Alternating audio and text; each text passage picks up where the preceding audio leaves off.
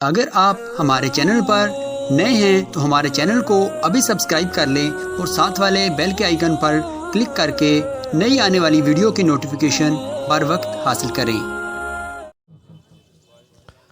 इतनी तो ठंड है नहीं कि आपकी ज़बानें जम जाएं, तो ज़रा सलाम का जवाब दे तो बात शुरू करें। अस्सलाम वालेकुम। वैसे आम वक्त में जो अक्खर पे शोर रहता है, जब महफिल सजाते हैं तो खामोश हो जाते हैं। फिर वो मुर्शिद फरमाते थे, भाई महफिल में बैठे हो या कब्रिस्तान में बैठे हो, है ना। तो ज़रा ख्वाजा के हिंदुस्तान में बैठे हो तो तालियों से अपने वतन को ज़रा आप हौसला अफजाई करें। या नौजवान बैठे हैं सारे हमारे मेहमानों का हौसला अफजाई करें। माशाअल्लाह माशाअल्लाह।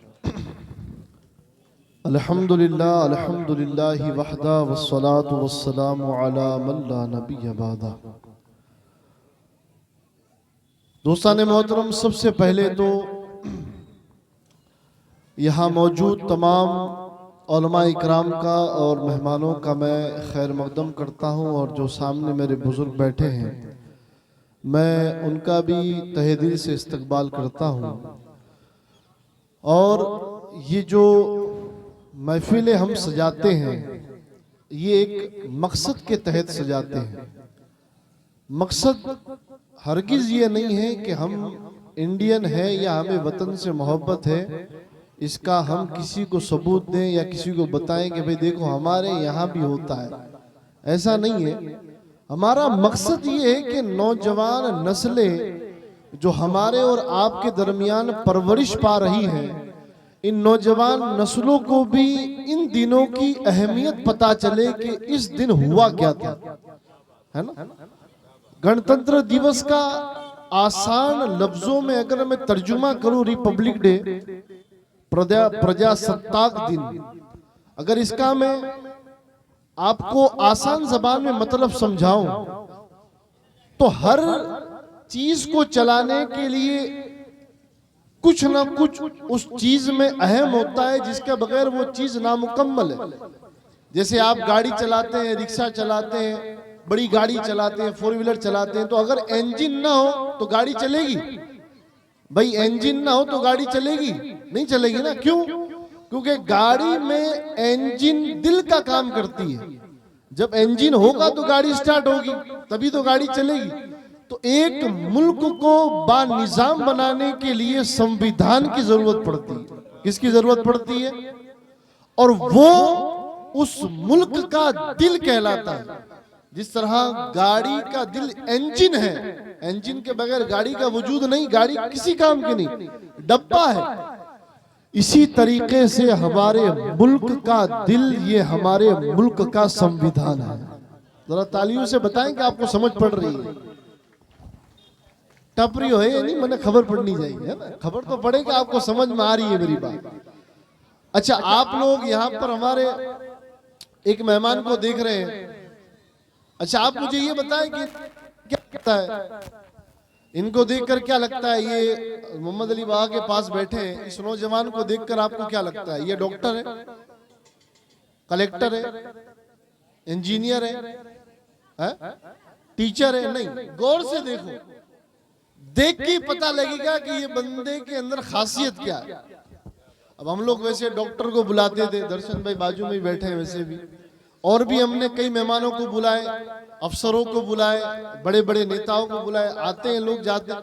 आज कुछ यूनिक करने की ख्वाहिश थी, मैंने कहा आज ऐसे मेहमान को बुलाओ ताकि नौजवानों की सुस्ती उड़ जाए।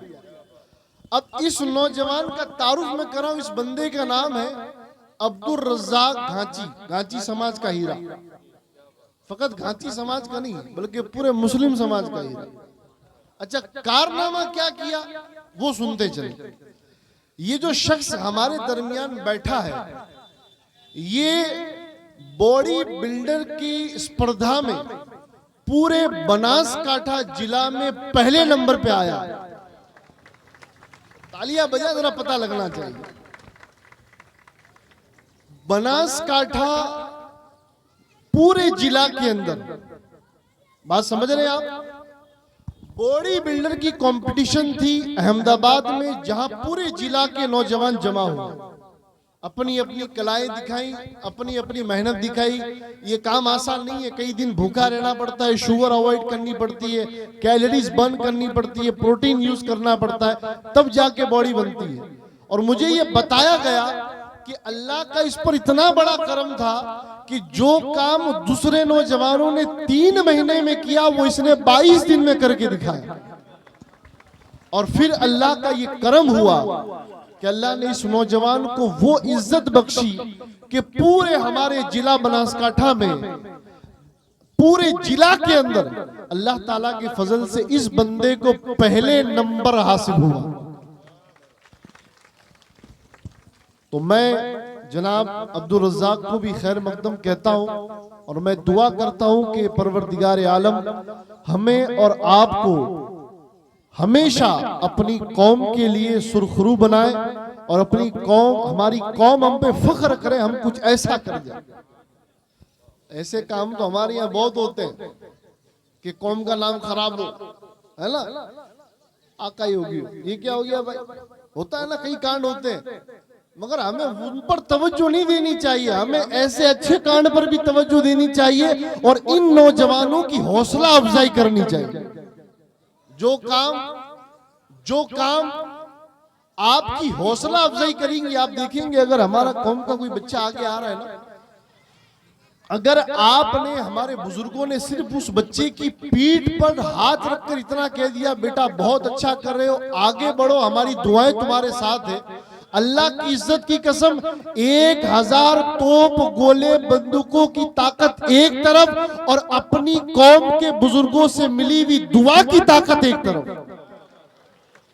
हमारा हाल ये यार, ओ कई बॉडी बिल्डर, अरे बॉडी बिल्डर भाई इसी का तो जमाना है, लोग बनाने के लिए तरस रहे, बन नहीं रही। और अल्लाह ने 22 दिन में ऐसा हुनर दिया कि पूरे जिला में अपना झंडा गाड़ के आ गए। तो इसलिए जरा सेहतमंद रहना सीखिए, है ना। अब मैं हजरत साहिब सज्जादा से गुजारिश करूंगा कि वो अब्दुल रज़्ज़ाक भाई का स्वागत शाल पहना कर करें, तालियों के साथ जरा इस्तकबाल करें नौजवान का। खड़ा माशाअल्लाह, नारे तकबीर, नारे रिसालत, नारे हैदरी। ये अली का नाम आता है, शाह मर्दा शेर यज़दा कुव्वते परवरदिगार। अली वाले सुस्ती वाले नहीं होते भाई प्यारे, अली वाले ये एकदम सुस्ती में नहीं होते कि यार सुबह 7 बजे आंख नहीं खुलती। अली वाले होते हैं फजर में उठकर बताते हैं कि नमाज पढ़ के अपने दिन की शुरुआत करते हैं। अल्लाह जरा अपने आप को बेदार करे। और मैं सबसे अच्छी बात बताऊं आपको प्यारो, नौजवान जितने भी खड़े हैं सुनिएगा, सेहतमंद रहना चाहते हैं, मैं अपने आप को शामिल करके ये कह रहा हूं, अगर आप सेहत चाहते हैं अच्छी है ना, तो वो अपना काम कर रहे हैं, आप अपना काम करो। सेहतमंद रहना चाहते हैं, क्या रहना चाहते हैं बोले जरा, कितने लोग सेहतमंद रहना चाहते हैं? हाथ उठाएं जरा, जल्दी हाथ उठाएं। सब रहना चाहते हैं। सेहतमंद रहने का सबसे आसान फॉर्मूला देता हूं। पहला तो इस्लामी फॉर्मूला दूंगा ताकि आपको समझ में आए कि दीन ने अरकान ऐसे रखे हैं जिसमें आपकी सेहत का फायदा है। तवज्जो रखिएगा, सबसे पहला दीनी फायदा जो हमें अता हुआ, सबसे पहला सेहतमंद रहने का नुस्खा यह है कि सुबह सूरज उगने से पहले उठ जाओ। अजान कब होती है? सूरज उगने के बाद होती है या पहले होती है? बोले भाई फजर, फजर मालूम है ना, फजर सुबह सूरज उगता है उसको फजर कहते हैं, नौजवानों को मालूम है ना। ये तो सीधा 12 बजे उठते हैं बाबा, हम तो नहीं प्यारे, 12 बजे उठने से कोई सेहत नहीं बनती, फिर हम जैसी सेहत खराब हो जाती है। हम इतने बजे तो नहीं उठते। एक मिसाल दे रहा हूं, इधर उधर की मिसाल देने से अच्छा अपनी मिसाल दे दो, अल्लाह को कहेगा मने केरिया था बाबा, बात समझ में। सबसे पहले जल्दी उठो। अच्छा जल्दी उठकर क्या करो? तौफीक है तो पहले अल्लाह की बारगाह में सजदा करो और उसके साथ साथ अपनी सुबह को ऐसा बनाओ कि सेहतमंद नाश्ता करके अपने घर से निकलो। कई लोग कहते हैं हजरत हम तो सुबह नाश्ता करे भी ना जाते हैं। ना ना, मौला अली फरमाते हैं कि सुबह का नाश्ता बकदरे बादाम, यानी बादाम में जितना प्रोटीन होता है ना, कम से कम इतना प्रोटीन आप अपने सुबह के नाश्ते में लें। और उसके बाद दोपहर का खाना खाएं और रात के खाने के हवाले से रात का खाना ऐसे खाएं जिसे बुजुर्ग खाते हैं। हमारे यहाँ सबसे ज्यादा रात को ठोकते हैं, आने दो आने नहीं। अगर आप सेहतमंद रहना चाहते हैं तो ईशा से पहले खाना खा लें और ईशा की नमाज अदा करें। जितना खाया है सारा खाना हजम हो जाएगा। तरावी पढ़ते हैं कि नहीं? कितनी रकात तरावी होती है? 20 रकात है। किसी माई के लाल में 1 घंटा ऐसे खड़े रह के तरावी पढ़ के बताए? ये मोहम्मद के गुलामों का काम है। जरा है तुम्हारे बारे में ही कह रहा हूं, तालियां बजाकर अपना ही स्वागत कर लो भाई। 20 रकात रमजान में तरावी, पूरा दिन भूखा रहता है बंदे मोमिन। इफ्तार करके मगरिब पढ़ के बैठता है, 1.5 घंटे बाद उस्मान के लिए अल्लाह अकबर, चलो भाई फिर मस्जिद की तरफ। ईशा पढ़ी, मौलाना ने 4 फर्ज पढ़े, 2 सुन्नत पढ़ के 2 नफल पढ़ के फिर फारिग। अब शुरू हुई तरावी। पूरे दिन की थकावट के बावजूद वो कौन सी ताकत है जो पौना घंटा हमें तरावी में खड़ी रखती है? तो मैं डंके की चोट पर कहता हूं वो हमारे ईमान की ताकत है। 10 मिनट खड़ा नहीं रह सकता कोई। 20 रकात बहुत बड़ी बात है। और मैंने अपनी आंखों से देखा है ऐसे ऐसे बुजुर्ग जिनके चलने के ठिकाने नहीं है, वो भी तरावी पढ़ने आते हैं। और मैंने ऐसे ऐसे बगैरत नौजवानों को देखा है, यहाँ ईशा की अजान हुई रमजान में और वो सीधा अखर पर आए, चलो टाइम पास करेंगे। टाइम पास से फायदा नहीं है। कब्र में ये टाइम पास काम नहीं आएगा, कब्र में अल्लाह के सामने झुकना काम आएगा। और एक बात, इसी पर बात खत्म करूंगा मैं क्योंकि आज जुम्मा भी है। एक बात याद रखें, हजरत मौला पाक मुश्किल कुशा करमल्लाह वजहुल करीम का एक लक़ब है शाह मर्दा। मौला अली पाक को अल्लाह ने बेशुमार फजाइल अता फरमाए और उसमें एक फजीलत ये भी है कि अल्लाह ने आपको बड़ा कुव्वत वाला बनाया था। खैबर है ना, खैबर का किला आपने सुना होगा तकरीरों में। उसका दरवाजा था ना, तवज्जो है आपकी, उसका दरवाजा एक वक्त में 22 लोग मिलके खोलते थे। कितने लोग? ये कम से कम रिवायत बता रहा हूं, और भी कई 50 आए, किसी में 60 आए। 22 लोग मिलके जिस खैबर के दरवाजे को खोलते थे, जब अली ने खैबर फतह किया तो अपने उल्टे हाथ से एक हाथ से पूरा दरवाजा उखाड़ दिया। तभी कहा गया है कि शाह मर्दा शेर यज़दा कुव्वते परवरदिगार, ला फतह इल्ला अली ला सैफ इल्ला जुल्फिकार। यही कहा गया कि अली जैसा कोई बहादुर नहीं और जुल्फिकार जैसी कोई तलवार नहीं। इसलिए कि फकत नाम के नहीं, जरा काम के भी अली वाले बने। आपकी मोहब्बतों को सलाम है, मगर काम वो करे जिससे आपको फायदा हो, आपकी मिल्लत को फायदा हो। अब आइए मैं चंद शुक्रिया अल्फाज के लिए अब्दुल रज़्ज़ाक को माइक दूंगा ताकि वो आप लोगों से मुखातिब होकर शुक्रिया अदा करें। आप लोगों का एक बार तालियों से इस्तकबाल करें।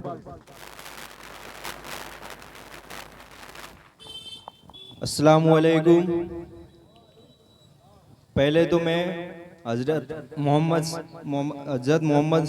का तहे दिल से शुक्रिया करना चाहूँगा और सैयद हसन लिमावा का शुक्रिया करना चाहूँगा। इस बॉडी बिल्डिंग कंपटीशन में पूरे बनासकांठा में मैं पहला नंबर लाया। उसके लिए मैं पहले तो इनका तहे दिल से शुक्रिया और मेरे पूरे कौम का शुक्रिया अदा करना चाहूँगा। ओके, शुक्रिया। माशाअल्लाह, यही बात है प्यारे के बंदा आप लोगों की दुआओं से आगे बढ़ता है। आप लोग अपने बच्चों पर दुआओं का साया रखना। कहना चाहता हूँ ये जो बातें भी आप सुन रहे थे ना, ये जबानें हमारी हैं मगर अल्फाज पीरो मुर्शिद असगरुल कादरी रहमतुल्लाह अलैह के। आप कहेंगे ये क्या बात हुई, बोल आप रहे हैं, उन पर क्यों थोप रहे हैं? अल्लाह की इज्जत की कसम सैया बाबा से लगाकर हम तक, हमें इस कौम की फिक्र वैसे ही होती है जैसे एक माँ को अपने छोटे बच्चे की फिक्र होती है। और बच्चे घर में ऐसे भी होते ना, कुछ बात मानने वाले होते हैं और कुछ बच्चे नालायक होते हैं, मगर है तो हमारे। ऐसा नहीं है, खुद बदमाशी करते हैं तो उनकी बदमाशियों से हम खफा नहीं होते, क्योंकि प्यारे बदमाशी कर लो मगर पाला तो हमसे ही पड़ना है। अच्छा, एक और बात, ये सब बातें आपने सुनी। मेरे वालिद साहब पिछले 6 साल से न बाहर आते हैं न जाते हैं, आप दुआ भी फरमाए, अल्लाह उन्हें सेहत और सलामती अता फरमाए, उनका साया दराज फरमाए। मगर मैं जब भी उनके पास बैठा तब इस कौम के हवाले से हमेशा वो फिक्र में मालूम हुए, हमेशा उन्होंने इस कौम की फिक्र का इजहार किया। और मैं अपने वालिद साहब की ज़बानी कहूँ, घर पर आकर इसकी तस्दीक कर लेना, हमारी पूरी खानका का बच्चा बच्चा आपसे यही चाहता है कि अब ये फजूल खर्ची रोक दो, साल में सिर्फ 2 शादियां रखो, एक ठंडी में रखो, एक गर्मी में रखो। क्योंकि ये जो लोन उठाई जाती है ना, वो भी सोसाइटी की रिक्वायरमेंट हो गई है कि फलां की बीवी 5000 का जोड़ा पहन रही है तो मैं क्यों नहीं। अगर शादियां ही रोक दोगे तो ये सूद वूद का सारा खेल खत्म हो जाएगा। और अब ये बात होगी, हजरत मौलाना कैसे नहीं पढ़ाता है, कौन है मौलाना इतना भारी, हम नहीं आएंगे। जो मौलाना आना चाहे आ जाए, हमें बुलाना है तो हमारी माननी भी पड़ेगी। ये बात नहीं है अपनी मर्जी की मोहब्बत चलाओ, बाबा को मानते हैं, बाबा की नहीं मानते, कोई काम का नहीं है ऐसा मानना। मोहब्बत तभी कामिल है जब हम तुम्हारे सर पर प्यार से हाथ भी फेरे और तुम हमारी बात भी मानो। आप सोचे नुकसान किसका है? मेरा नुकसान है, मेरे पास तो 50 जोड़े पड़े, आप जैसे ही दे जाते हैं हजरत ये सिलवाने लाओ। मुझे जरूरत नहीं है कि मैं ये कहूं कि मेरे घर की औरतों के पास जोड़े नहीं है, मेरे पास नहीं है। मैं आपकी बात कर रहा हूं। आप अगर इन चीजों को रोकेंगे तो फायदा आपका है, फायदा आपका है। मुझे तो आप न छेड़े तो बेहतर है, क्योंकि मेरे पास तो ऐसे ऐसे घर की खवातीन मदद के लिए आती है, अगर नाम लूंगा तो आपके पेशानी पे पसीना आ जाएगा। और मैंने अल्हम्दुलिल्लाह फखर नहीं शुक्र करता हूं कि कई बेटियों के दहेज का इंतजाम मैंने खुद बजाते खुद किया। और मैंने नहीं किया भाई, बज़्म अस्करी आप की है, आपने किया। मगर क्यों जरूरत आती है? इसलिए जरूरत आती है कि कौम के हालात ऐसे हो गए। फला ने अपनी बेटी को वॉशिंग मशीन दिया तो मैं क्यों नहीं दूं बाबा। मैंने कहा अगर वॉशिंग मशीन के लिए आए तो घर जा, और अगर बेटी की मदद, बेटी की शादी में कोई मदद चाहिए तो मैं आऊंगा। मेरे पास पैसा वॉशिंग मशीन दिलाने के लिए नहीं, तेरी बेटी को खुशी दिलाने के लिए। हजरत टीवी नहीं लिया, अरे टीवी नहीं लिया तो क्या करूं मैं भाई, टीवी में नहीं, क्या करोगे आप टीवी में? मैं समझाता हूं, ऐसी चीज लेकर जाओ जो तुम्हारी बच्ची के काम आए। सेट है, बेड है, ये जरूरत की चीजें हैं, मगर इसे भी कम करो प्यारो। अपनी कौम को खुद बेदार करो। एक बात याद रखना, अपनी जात से शुरुआत करोगे ना, अपनी जात से शुरुआत करोगे ना तो अक्खर की चौक पे फखर से कह सकोगे। क्योंकि मैं अल्हम्दुलिल्लाह फखर से कह सकता हूं कि न मैंने दहेज लिया न लेना पसंद किया। ये चीजें खुद से शुरू करो, अपनी जात से। क्या अल्लाह ने ये 2 हाथ नहीं दिए कमाने के लिए? बंद करो वो चीजें जो ना रसूल को पसंद है ना रसूल के खुदा को पसंद है। अब कहेंगे बाबा ने अपनी बात की, बाबा को पसंद नहीं। अरे बाबा नहीं प्यारे, ये अल्लाह को भी पसंद नहीं है, अल्लाह के हबीब को भी पसंद नहीं। बराबर इन चीजों से बचे और पॉजिटिव मैसेज लेकर जाए, फितना फसाद नहीं। वो ऐसा कहेगा, ऐसा नहीं, सारा रिकॉर्ड में मौजूद है। हाँ, सारा रिकॉर्ड में मौजूद है। बराए मेहरबानी अपने आप को बदलें, शुरुआत अपनी जात से करें। अब मोहब्बत के साथ सलात व सलाम के लिए खड़े हो।